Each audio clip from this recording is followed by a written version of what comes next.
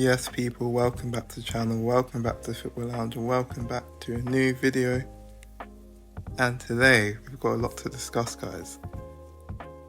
Why do Chelsea struggle so much against low blocks?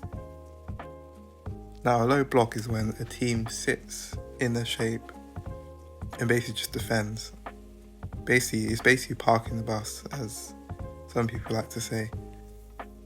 And this has been Chelsea's problem for a long time, even way before Maresca came to the club.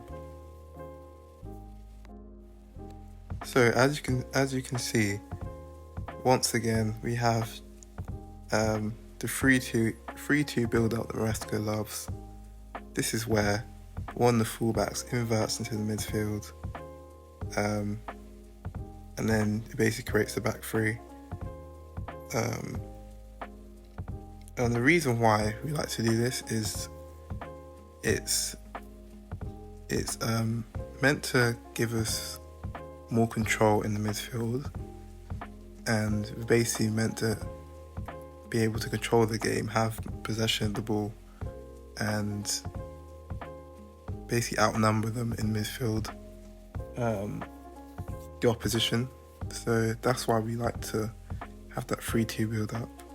And then also defensively means we have more players to defend with, and it obviously just creates less of a risk when we lose the ball. So defensively is meant to help us. The only problem is that if a team, let's say, decides to come out of that low block and go into maybe a mid block, or decides to kind of press high and go man to man, that gives us less control over the game, because then we don't have that number advantage over the opposition. So that gives us less control, and that's why a lot of teams have been setting up in a 5-4-1 against us. So they can obviously go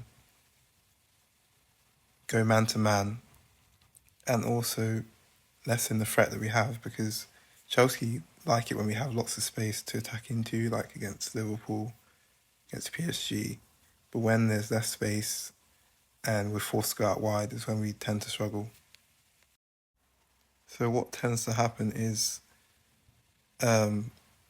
we also have the central centre-back, which would be Colwill, but he's injured. So the players that are most suited to this is probably Tosin, or Chalobah, let's say. But if we do have Tosin there, then he's obviously tasked with starting the build-up. So he has to recognise whether the opposition is going man to man, or whether they're sitting back, and the two central midfielders can obviously receive the ball. So what happens is he can obviously either pass it to the central midfield or go out wide to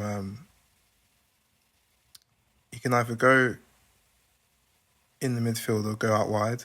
So what happens is the ball often gets recycled, and we go backwards and side to side instead of going forward, because the opposition is compact, so there's not a lot of space in the middle. So what either happens is we go to the central centre-back, to the wide centre-back, to the wingers, but because the wingers are isolated, and because, let's say, we have Neto and Garnacho out wide, they're not the best at taking on their players. So they're forced to go back. And that creates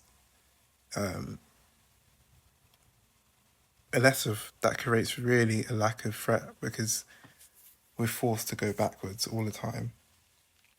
Because there's a lack of movement and fluidity, we just don't offer much. And yeah, because obviously James, he's had injury issues, so he's basically becomes one of the centre-backs, and he's not allowed to go forward. And, let's say against teams like maybe Crystal Palace, they obviously did this well, because they basically neutralised our threats and obviously the game was 0-0, but they did their job. So, it makes it easy because all they have to do is shift shift to the other side, and then, it makes it hard for the winger because it's basically 2v1 and they have to take on 2 or 3 players just to create space for themselves. And then even if that does happen, what tends to happen is you cross it to no one because João Pedro is isolated by himself, and this is why we need another attacking option, because if João Pedro is the second option, then we can have more players in the box and more of a threat. So I think that's the major issue. It's just the lack of movement, and I honestly think that the way we can fix this is, I know Maresca doesn't like to do this, but allowing the fullbacks more freedom to go forward. So at times I think James can overlap. And I'm not saying Cucurella needs to overlap, but just allow them more freedom.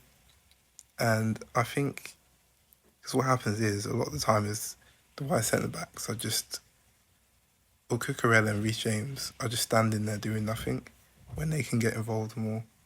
I feel like Enzo's obviously in between the lines with maybe, I don't know, obviously Palmer's out, but normally Palmer would be there as well in between the lines. But maybe at times, if the winger goes inside, then maybe Palmer can act as like a half winger and go out wide. So let's say Esteval's out wide, Palmer's in the middle. They can switch positions just to occupy the defence a bit. I think you just have to involve the players more and just create more movement so the opposition has to think about what they're doing instead of just sitting back and making it easy for them. I think at times as well, Enzo can be more involved in the build-up play and drop deep and get the ball because that's what he's so good at. But to do that, we need more runners off the ball. I think at times the wingers have to take more chances, like when a cross comes in, they should be at the back post ready to, take the chance and score. But a lot of the time, especially Pedro Neto, he just doesn't like to run into the box, and by doing that, you can almost, get 4 or 5 goals a season just doing that. I remember Raheem Sterling did that a lot at Man City. So I want to see the wingers be more aggressive.